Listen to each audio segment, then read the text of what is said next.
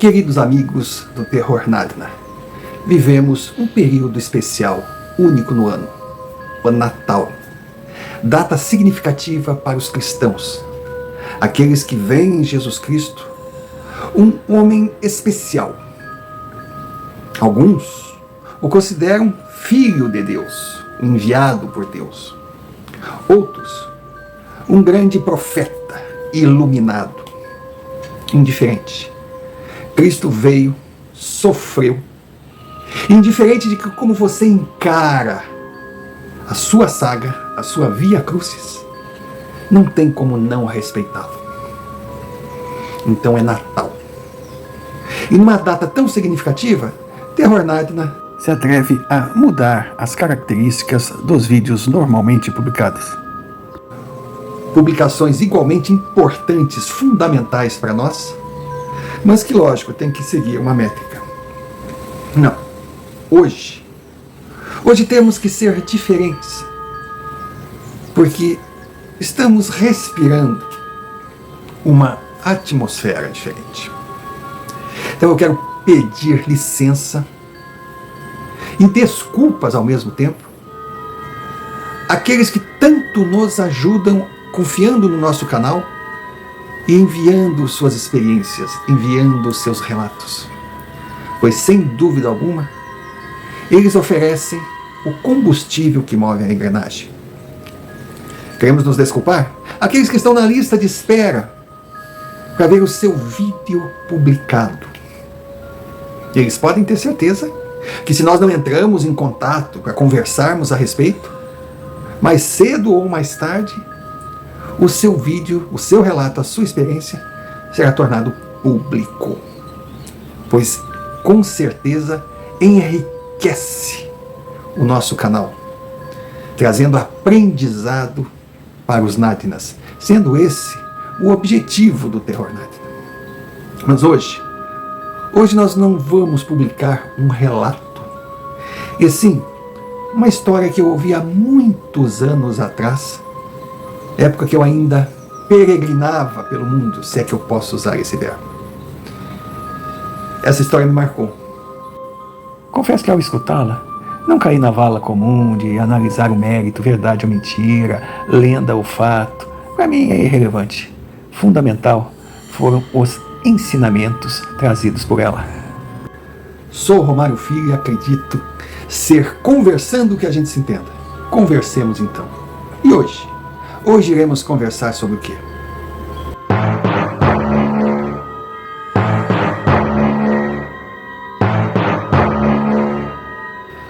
A nossa história, segundo, digamos assim, a lenda urbana, ou o que nos passaram habitantes da região, ela começa em Seattle, capital do estado de Washington, lá na costa oeste norte-americana, já perto da fronteira com o Canadá. Personagem central, Breno. Mas Breno, apesar de ser norte-americano, não tem esse nome por acaso, ou não tinha esse nome por acaso. Porque, na verdade, ele era natural da Flórida. E seus pais eram imigrantes residentes nos Estados Unidos, na cidade de Tampa. E, claro, Breno era filho de latinos e cresceu uma família latina, recebendo dela as tradições, as crenças e os costumes do povo do seu país. Breno vinha de uma família católica. Uma família católica que sempre seguiu rigidamente o que dizia a religião. Mas Breno cresceu como filho de imigrantes, numa escola da periferia de Tampa, mas sempre viveu um padrão muito bom, principalmente em comparação com a terra que os seus pais vieram. Era uma boa casa, não faltava nada, os pais trabalhavam muito. A renda familiar vinha do, lógico, o famoso subemprego, que os imigrantes que chegam aos Estados Unidos da América assumem de uma forma tão profissional e dedicada. Então, o pai de Breno trabalhava em construção, nunca faltava serviço. E a sua mãe em limpeza. Breno assim cresceu, orgulhoso de suas origens. Um latino norte-americano. Só que Breno, depois de uma certa idade, começou a apresentar uma rejeição muito grande ao Natal. E ele era ainda criança. Dizem que o que aconteceu foi uma triste coincidência. Breno tinha um padrinho de batismo, o Ernesto, e adorava aquele homem. E o sentimento tinha uma reciprocidade autêntica. Ernesto não via nele um afilhado. Breno era o seu filho, mais um entre os seus 5 filhos. Realmente a prole ernestina era gigantesca, mas ele tinha tratamento igual. E diz a lenda que lá, nos anos 1970 e picos, nas vésperas do Natal, aquela árvore maravilhosa, todas aquelas luzes, todo aquele espírito natalino contagiava a todos. E Breno não era uma exceção. Aí o seu padrinho Ernesto perguntou o que ele gostaria de ganhar no Natal. Pois Ernesto garantiu que faria o seu desejo chegar ao Papai Noel. Papai Noel para os latinos, para os sul-americanos, mas para os norte-americanos, Santa Claus. Santa Claus, que recebeu aquela imagem, né, do senhor de vermelho, gordo, barbudo, sabe, aquela imagem que até hoje viaja o mundo, lá nos anos 1950, da Coca-Cola. Mas indiferente de ser uma imagem comercial, é o Santa Claus, um santo que se entregava de corpo e alma a dar presentes às crianças no período de nascimento de Cristo. Então Ernesto chegou para o seu afilhado e pediu que ele escrevesse uma cartinha. Breno, preocupado, perguntava ao padrinho: mas eu escrevo em espanhol ou eu escrevo em inglês? O padrinho dizia: escreva no idioma que desejar, meu filho. Papai Noel, ele entende todas as línguas. Era a ilusão da criança. Breno nem alfabetizado era, mas ele colocou uns rabiscos ali, umas coisas, entregou feliz da vida aquele pedido. E o presente de Breno não era nenhum absurdo de caro. Ele não era aquela criança gananciosa. Não. O tio, quando viu aquilo ali, disse: nossa, que legal! Mas o Papai Noel, ele consegue traduzir. O padrinho não consegue. Lê para mim. Aí Breno leu palavra por palavra. Nossa, algo emocionante. O menino entregou a carta. O padrinho era de cumprir promessa. Ele tinha certeza que ganharia o presente. Só que, numa infeliz coincidência, no momento de entregar os presentes, no momento do Papai Noel descer pela chaminé, marcar sua presença física, Breno viu o seu padrinho se fantasiando de Papai Noel. Foi uma decepção terrível. Ele se sentiu enganado, traído por uma das pessoas que ele mais amava e confiava na vida. E claro, depois de uma decepção desse porte, ele passou a não acreditar mais nada que fosse ligado ao Natal. Mas jamais contou para os seus familiares o que havia ocorrido. E muito menos tentou tirar o encanto dos seus irmãozinhos, dos seus primos, dos seus amiguinhos que viviam na ilusão. Ou seja, Breno foi retirado a fórceps daquela fase de fantasia, de ingenuidade, que faz parte da formação de qualquer ser humano. Lógico, ele cresceu rejeitando a festa. Tudo na festa para ele, sabe, chegava da urticária. Tudo soava falsidade. E os latinos, o pessoal da Flórida, do sul dos Estados Unidos, eles realmente comemoram o Natal naquele sentido religioso. Estados Unidos da América, o Natal é fantástico. Só que também a gente sabe que Natal é uma festa cristã. E existe um número significativo de judeus e de descendentes de povos de outras religiões ali nas terras de Tio Sam. E mais ao norte, mais ao nordeste, subindo os Estados Unidos, o Natal é uma festa impressionante. Bom, Nova York sempre foi um destaque. Mas já houveram até parlamentares que quiseram aprovar uma lei para que o Natal continuasse a ser comemorado como uma festa comercial, mas nada ligada à religião, muito menos ao nascimento de Cristo. Lógico, parlamentar judaico, ele tem o direito dele. Mas a lei não foi aprovada, o Natal seguiu firme e forte para a maioria americana. Menos, é claro, para Breno. E o pior, aquela fase que tanto emocionava as pessoas, para ele entristecia. A gente não sabe nem se ele lembrava da decepção, aquele impacto, ou se aquilo estava, sabe, ali calcificado na sua mente. No Natal ele tinha vontade de sumir. E quis o destino que Breno crescesse, estudasse, se formasse, virasse um bom profissional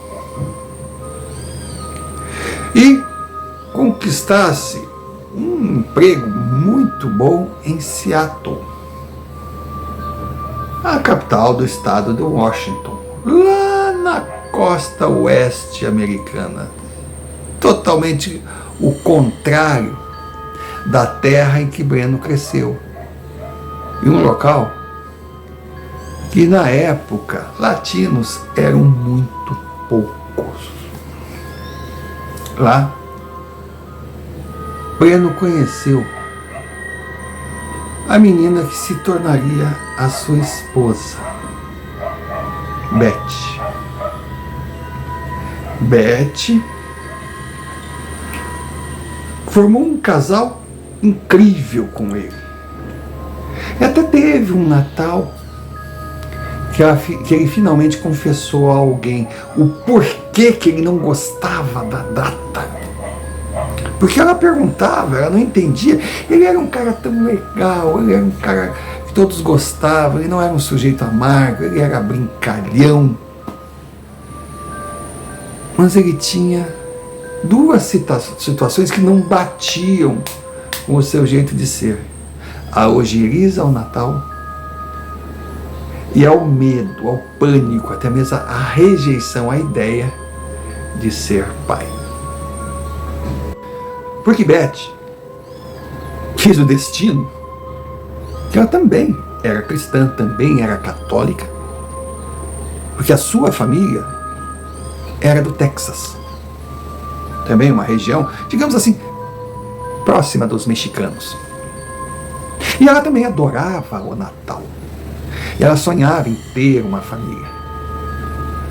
A gente não sabe se Breno tinha alguma coisa contra o ser pai, o medo de colocar uma criança no mundo, não poder educá-la. Ou pensar que, poxa, com uma criança, sendo casado com uma cristã, ele teria que viver aquela que ele chamava palhaçada de Natal. Era um conflito. Pra gente, assim, parece uma coisa até bobeira, mas imagina o trauma de uma criança. Bom, a gente sabe de criança que tem medo de palhaço, criança que tem medo de escuro, são os traumas, né? Que para quem vê de fora acha uma bobagem, mas para quem vive o problema, a coisa é gigantesca. No início, nos primeiros anos de casado, Breno convidava sua esposa para, sabe, programas diferentes, e viajar, e fazer outras coisas, para não viver aquela festa. Mas ele começou a perceber que para ela era muito ruim, porque que para ela também era oportunidade de ter aquele convívio com a família, porque Natal também tem esse lado. Aí, com o passar do tempo, conversando muito com ela entendendo o lado dele, ele entendendo o lado dela, então fizeram o acordo. No período de Natal, Beth viajaria para a casa dos seus pais e comemoraria a festa num convívio familiar. Em outra época, o casal iria para a Flórida para, lógico, interagir com a família dele. Foi uma forma que, se não ideal, foi a única que restou. E assim eles seguiram. Aí, chegando no final do ano, Natal se aproximando, Breno tinha que se organizar. Ele também queria ficar sozinho em casa, e não adiantava ficar sozinho em casa porque a festa estaria em volta dele. Aí, naquele ano, ele pensou um acampamento. Primeiro desafio: encontrar o destino. Meu Deus! Foram meses pesquisando, correndo atrás. Foi quando ele percebeu um detalhe. Ele morando em Seattle, ele estava aí a pouco mais de 200 quilômetros de Vitória. Vitória era a capital da província de British Columbia, já no Canadá, ou seja, outros ares. E Breno, morando na capital do estado de Washington, uma cidade grande, na época uns 500 mil habitantes, nunca pensou em visitar Vitória, que ficava localizada na ilha de Vancouver. Então, poxa, Vitória era uma cidade minúscula, um paraíso que estava começando a atrair turistas. Porque para chegar até lá, a travessia tinha que ser de balsa. Ele poderia sair da sua casa, ir de carro até a divisa, até a cidade de Olímpia, por exemplo, e de lá atravessar de balsa para Vitória. Seria perfeito. Seria um passeio incrível. Só que ele não iria para ficar em hotel, não iria para ficar em pensão, não iria para ficar na cidadezinha, não. Ele iria para entrar mata dentro, se isolar. Ele sempre gostou de acampar, sabia tudo sobre o esporte, era bom de trilhas. E, com certeza, o lugar, pelo que ele lia a respeito, era maravilhoso. As trilhas passavam ao lado do lago, aquela mata gigantesca. Eu não sei dizer se é taiga a mata ali na ilha de Vancouver, se já é a taiga. Bom, taiga, só para assim tentar explicar, é aquela floresta dos locais gélidos, que se adaptou a baixas temperaturas. Então as árvores são gigantescas, tão grandes que a luz do sol não consegue chegar no solo. Então a vegetação rasteira basicamente não existe. A taiga também é conhecida como a floresta boreal. Eu tenho certeza absoluta que é a taiga lá no Canadá, na fronteira com o Alasca. Lá sim. Agora, perto da divisa com os Estados Unidos, eu não vou garantir, mas a floresta, se não era taiga, semelhante era. Seria perfeito para ele. Embora soubesse que estaria quebrando algumas regras do viver em florestas, acampar em florestas, fazer trilhas em florestas, principalmente no Natal, no dezembro, que lá na região, todos sabem, no hemisfério norte, é frio. Tanto que a imagem de Natal que o mundo tem é de um Papai Noel com aquela roupa, aquele casacão de lã, que na verdade não encaixa muito com o hemisfério sul, mas passa batido. Mas mesmo assim, ele tinha certeza que não enfrentaria problemas, porque foi com uma mochila profissional. Ele sabia de tudo o que precisaria. A sua barraca era pequena, para evitar carregar muito peso na caminhada, mas também dentro dos padrões que ele ficasse aquecido. Aí ele levaria de tudo: fogareiro, aquecedor, remédio, agasalho. Ele estava tranquilo e tinha certeza que teria o Natal que pediu a Deus. E poderia sair ali pelo dia 20 de dezembro, onde pegaria já folga no trabalho. Beth viajaria para o Texas e ele seguiria o seu plano, voltando apenas no dia 5, ou seja, depois do Réveillon. Perfeito, perfeito. E assim foi feito. Chegou em Vitória depois de uma travessia linda, já encantado com o lugar. Lá comprou ainda uma espécie de trenó para carregar suas bugigangas. Assim pôde comprar mais, principalmente alimento, para não ter problemas. Botou tudo ali, bastava ir puxando.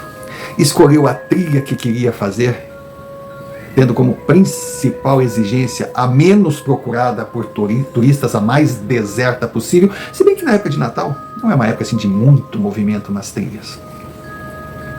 As pessoas que conversavam com ele não entendiam muito, que ele ia sozinho para a floresta, que deveria ter cuidado, não só com as temperaturas baixas, mas também com animais.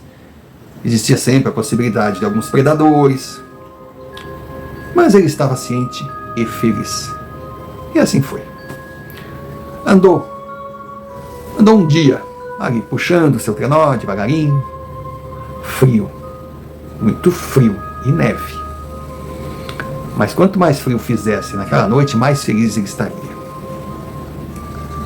Aí, naquela hora, bem estudada, para ter tempo de montar o seu acampamento, de escolher o local, ele parou, montou sua barraca, colocou as tralhas para dentro, acendeu o seu aquecedorzinho, seu fogãozinho, fez a sua própria comida, tinha saco de dormir, tinha agasalho de todo jeito, tinha principalmente a água do lago que ficava próximo. Então, com aquela água, ele poderia, inclusive, levou uns baldinhos assim, pegar a água, chegava na barraca, aquecia, tomava aquele banho. Tudo bem, banho de paninho, mas banho. Porque para ele acampamento não tinha nada a ver com porquice. Nossa, ele estava muito feliz. Aquela noite foi a noite dos sonhos, um silêncio, uma tranquilidade. Nada de pessoas, crianças, adultas, nada de jingle bell, nada. Nada de sininho, nada de fogos. Ele, a natureza e mais ele. E naquele momento, era o suficiente para ele recarregar suas baterias e voltar com tudo para encarar o novo ano. A primeira semana foi perfeita. Ele acordava, fazia o seu café, aí saía e ia catar lenha, que lenha é fundamental e é o que não falta naquelas florestas. As árvores são, inclusive até devido ao frio, e não precisava nem cometer o crime de cortar uma árvore, estava cheio de árvore no chão. Se preparava, se equipava, deixava tudo pronto para a noite seguinte, que é o que manda também a cartilha de quem sabe lidar em acampamento em períodos muito frios. Fechava a barraca e saía. Saía para caçar, mas não caçar animais, ele não era caçador não, para caçar imagens. Tinha sua máquina e olha, ele ficava pensando quanto teria que gastar para revelar, porque ele levou vários filmes, porque na época era tudo com filmes, né? Se a brincadeira ia ser caro, mas a sua Olímpicos nunca trabalhou tanto, porque cada recantinho que ele olhava era mais lindo que o outro. Ele estava encantado. Ele estava encantado. E a neve seguia com tudo. Ele pensava que teria que chegar no dono lá do mercado e agradecer, porque algo que ele esqueceu foi aqueles sapatos especiais para neve, e teria problema para voltar. Mas, seguindo o conselho do comerciante, ele adquiriu uma e realmente seria muito útil, porque a neve veio acima do que se esperava. E numa dessas caminhadas, ali na neve, que tem esse risco. Alguns buracos, algumas pedras, algumas armadilhas ficam escondidas. E ele vinha carregado de lenha e pisou em falso. Mas pisou em falso, aquele peso da lenha todo fez ele ir com o corpo, mas a perna ficou trancada. Aconteceu o pior. Uma fratura horrorosa. Sabe aquelas fraturas em acidentes bobos, o que não é nenhuma novidade? Os acidentes domésticos são os que mais alejam e matam entre os seres humanos. A sua perna ficou bamba, ele só deu um grito. Pelo amor de Deus, disse ele. Na hora não doeu, mas ele viu pelo desenho da perna que a coisa estava feia. Foi na altura da canela.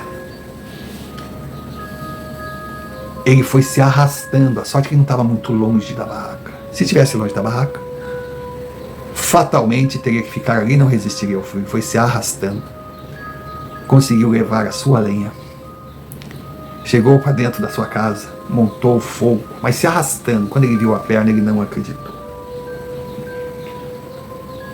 Ele simplesmente pensou: fim da trilha. Porque com certeza ninguém passaria por ali. Ele podia gritar, podia fazer o que fizesse, podia dar tiro, ninguém passaria por ali. Ah, mas uma bala não ecoa, será que não? Bom, uma bala no meio daquele mato, se alguém escutar, aí é que vai se afastar, pensava ele. E tinha lógica. Olha, nada está tão ruim que não possa piorar. O tempo passou, aquela fratura aqueceu. Ele tentou firmar, tentou colocar uma espécie de tala, aproveitando que aprendera no exército. Mas estava muito feio. Estava muito feio. Saindo uma empreitada para voltar, buscar ajuda, nem pensar, ele precisaria de muleta naquele chão, sem chance nenhuma. E também ele iria muito lento, ele teria que parar, ele teria que montar barraca, estava doendo demais. Realmente, ele não via perspectiva, de a não ser fazer o que fez. Se acomodou, se aqueceu e ficou ali. E a dor chegou. Ele tinha, sim, tinha analgésicos, mas a dor era muito forte. Ele começou a perceber também calafrios. Claro que aquilo estava infeccionando. Claro que a febre estava tomando conta. Claro que passando já 2 dias, ele viu que a sua perna estava apodrecendo. Que na melhor das hipóteses, se ele não fosse socorrido logo, ele no mínimo perderia a perna. E um pouco mais de tempo, ele não suportaria. E naquele desespero, a noite chegando, uma hora o corpo não resiste, e ele adormeceu. Aí quando ele acordou, ele achou: estou sonhando, o que está acontecendo? Ele ouviu barulho em torno da barraca. E ouviu até o som de animais. Lógico, pegou a sua arma, ficava olhando assim. Estava no escuro, ele podia bem acender o lampiãozinho dele ali, mas, poxa, ele não sabia se o melhor era ficar no escuro, não sabia nada. Nisso ele viu uma luz chegando e abre a barraca. Quando abriu a barraca, ele fez assim. Ele viu um homem gigante, forte, barbudo. Olhou para ele e falou: calma, filho, calma, tudo bem, filho, calma, eu vim te ajudar, Veio me ajudar, pensou ele. Dá licença. E foi entrando. Mas o homem era enorme. Botou o lampião, coisa, iluminou a barraca. Ele tinha uma espécie de bolsa, mas parecia um alforje. E quando ele abriu a barraca, assim, o Bruno conseguiu ver do lado de fora, assim, com a luz, tinha uma luz vindo de fora. Era uma carroça. Era uma carroça com animais. Poxa, não sabia se era cavalo, se era gado, mas era uma carroça com animais. Sabe aquelas carroças antigas? Ele perguntou: mas quem é o senhor? Ele disse: eu sou seu único amigo. Vai, relaxa, vamos ver isso aí. Meu Deus, que coisa feia. Assim. E botou a mão, mas um mãozão assim, botou a mão em cima da máquina. Aquilo doeu. Eu disse: tá doendo, filho? Tá doendo pra caramba. Ele disse: mas vai doer muito mais. Isso aqui tá horrível. Mas assim. E nessa de mexer pra lá, mexer pra cá, pegar um... Era a única forma que ele tinha de definir, pegar uns... Ele estava tão zoado que ele não sabia. Ele simplesmente apagou. Ou pela dor, ou pelo cansaço, ele apagou. Quando ele acordou, aquele homem estava colocando um pouco de água para ele. Assim. Vai, bebe, filho, bebe. Passava nos rostos, assim, passava um pano. Aí dizia: ai, que bom, a febre cedeu, que bom. Aí ele olhou para baixo assim. Ele viu que a sua calça estava rasgada e a sua perna estava um curativo, sabe? Aquelas coisas de bandana, aquelas coisas de ataduras. Mas muito bem feito. Tinha talas, a perna firme pro alto assim. Ele olhava nos pés em cima assim, só via os dedões, aqueles dedões azuis, azulado. A barraca muito quente, mas aquecida mesmo. Aquele homem fez assim um trabalho incrível. Aí ele: com quem é o senhor? Ele: eu sou alguém enviado, fica tranquilo. Mas enviado por quem? Rapaz, tu te arrebenta, quebra tua perna e fica ruim da cabeça. Já disse pra ficar tranquilo e botou a mão assim, vê se dorme. Quando botou assim, vê se dorme, apagou de novo. E aí? Assim passou uns dias. Acordava, apagava. O homem despertava, dava algo para ele comer, dava um chá, outra hora dava uma sopa, outra hora trocava os curativos. Ele olhava aquilo, mas ele estava tão agradecido com aquela presença, e tão fraco também, e tão dominado pela personalidade, digamos assim, extrovertida, mais firme, que ele resolveu confiar. Fazer o quê? Passaram alguns dias e ele acordou com um homem. Vamos dar um jeito. Vamos dar um jeito nisso. Vai, eu vou sair daqui, tem isso aqui, era água. Vai, limpa essa bunda aí que tá fedendo. E ria. Bom, um homem desse tamanho, sujando as calças, assim. O cara saiu, ele, sabe, fez a higiene dele. Ele olhava a perna ali, tava na tala, ele mal conseguia se movimentar. Aí ele disse assim: agora nós podemos viajar, agora tá na hora de viajar, não dá mais pra ficar aqui não, tu precisa de ir a um hospital, precisa de socorro. Aí ele tentou se erguer, o homem veio, mas com uma força, pegou como se fosse de papel, que ele não era pequeno, e o levou. Aí que ele viu, era uma carroça, aquelas de roda de ferro, puxada por duas parelhas de boi. E tinha uma espécie de... Aquelas carroças tipo caravana que a gente via naqueles filmes, que tinha aquela tipo barraca, aquela coisa, aquele toldo. Ele foi acomodado ali, mas muito bem acomodado. Todas as suas coisas foram colocadas ali dentro. Mas o homem disse: se prepara, que vai sacudir, vai doer. E saíram. Ele não acreditava. Ele pensava que tinha morrido, que aquilo ali era não é possível. Até a presença daquele homem ali já podia ver. Tinha uma bota gigantesca, que ia quase ao joelho, uma roupa cinza, que era uma calça grossa, e tinha um casaco no mesmo tecido da calça, um chapéu do mesmo tecido da calça e do casaco, uma barba e um cabelo gigantescos, brancos assim. Aí ele pensou: pode ser a Mish. A Mish Amish, na verdade, são comunidades religiosas que vivem espalhadas pelo mundo. E eles vivem isolados. E simplesmente não admitem o uso de eletrônicos, de modernismos, de carros. Não. Eles vivem como sempre viveram, no ritmo dos seus antepassados. Então aquele cidadão ali poderia ser tranquilamente um Amish, mas não batia.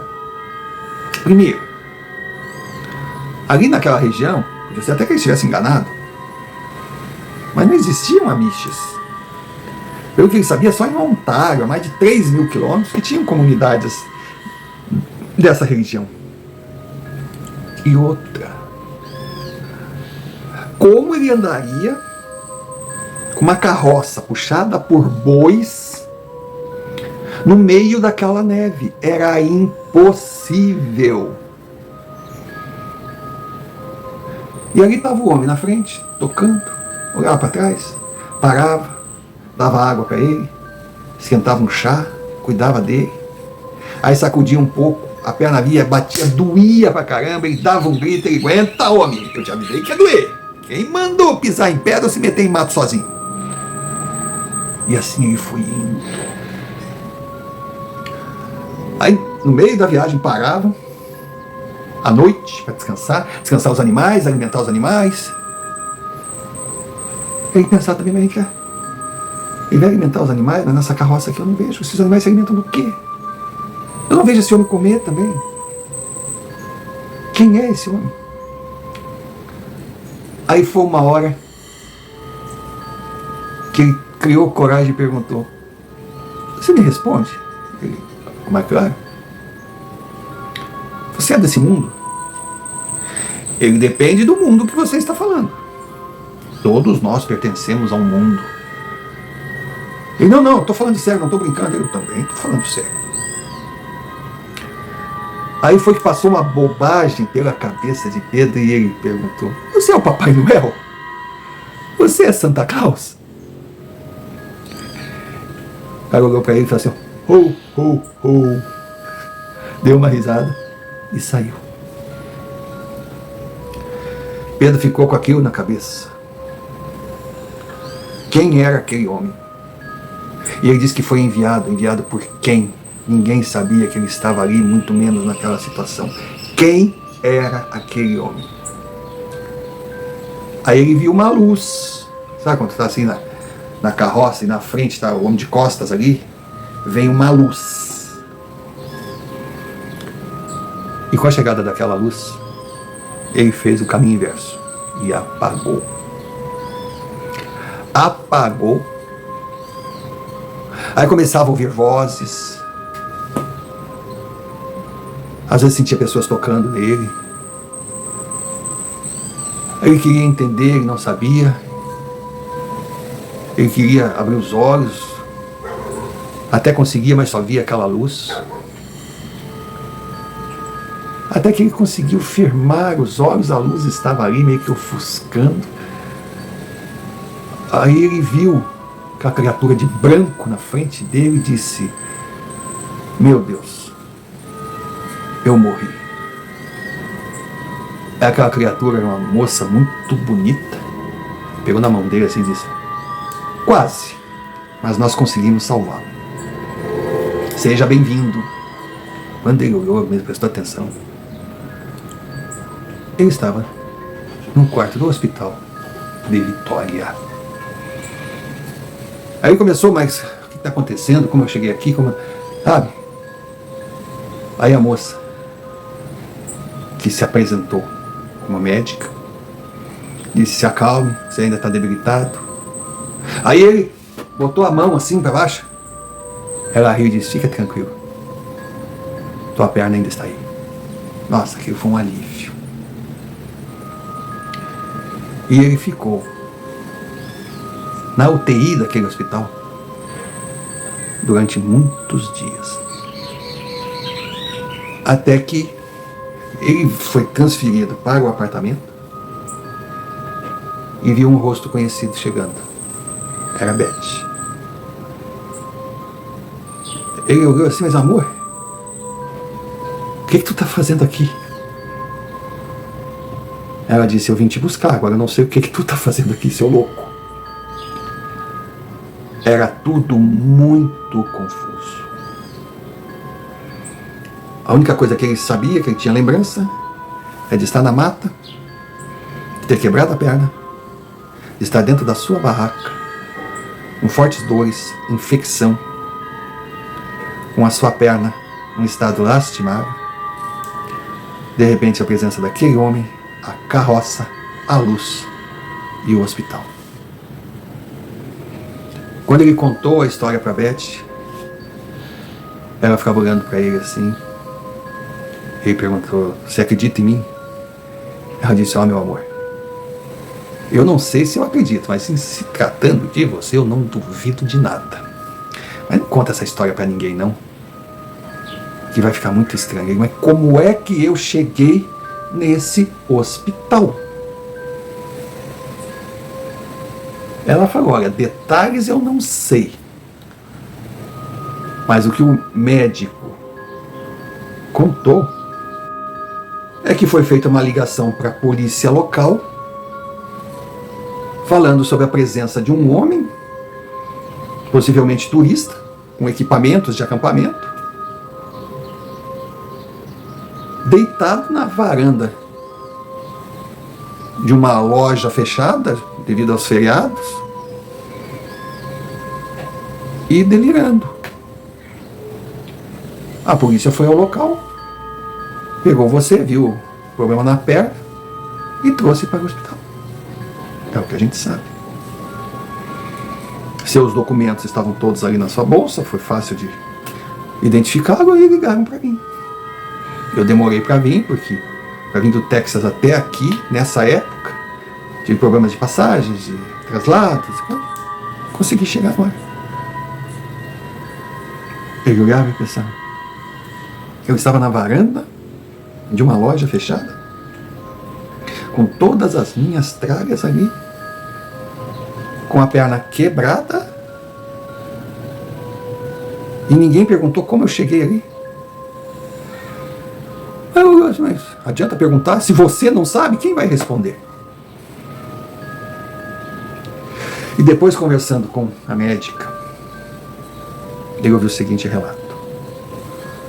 Você deve ser muito forte para ter saído da mata carregando seus pertences com a perna no estado que estava. E você deve ser muito bom de primeiro socorro por ter feito os curativos que fez. Você salvou a sua perna. Você salvou a sua vida. Ele disse, e se eu lhe dissesse que não fui eu, o que a senhora diria? Ela olhou para ele e disse, eu não diria nada. Mas acredito que você não foi o primeiro a sair daquela mata com problemas sérios, mas preparado para ser socorrido em tempo. O tempo passou rápido. Ele voltou para casa, precisou passar de recuperação, mas a perna ficou sem sequelas. E o melhor de tudo foi a notícia que ele recebeu. Que Beth estava grávida. Quando ela deu a notícia, ela deu toda preocupada, porque sabia que ele tinha restrições. Mas ele a abraçou chorando, meu amor, minha paixão, nosso filho, meu pai. Ela não esperava aquilo. O ano passou rápido. Nasceu a menina Melissa. E no final daquele ano, Breno chamou a família dele toda que podia vir para sua casa, chamou a família de Beth, decorou a casa e fez uma das festas de Natal mais lindas que Seattle testemunhou. À meia-noite, ele começou a chorar. Todos perguntaram o que tinha acontecido, ele dizia, estou chorando de felicidade. Porque eu passei por momentos difíceis. Aí seu pai disse, pô, você foi modesto, você passou por momentos de terror. Não, pai. Naquela mata eu passei por momentos difíceis. Agora, dias de terror, eu passei durante muitos anos da minha vida. E não pode existir algo mais aterrorizante que a gente deixar a vida tirar de dentro de nós o espírito de Natal. Nossa, todo mundo olhava assim, estranho. Feliz, mas... E ele chorava. Nisso, ele ouve assim. Ho, ho, ho, ho. Aí ele pergunta, vocês ouviram? Aí todos lá ouviram o quê? Ele foi na janela e viu aquela carroça passando, devagarinho. Ele só acenou. E aquele homem correspondeu ao aceno. A carroça foi se distanciando. E ele olhou para os seus familiares e, com o melhor que ele podia ter dentro dele, ele desejou o que eu desejo a você, que está aí, nos apoiando, nos dando todo tipo de carinho e fazendo a nossa vida e o nosso Natal valer a pena. Feliz Natal!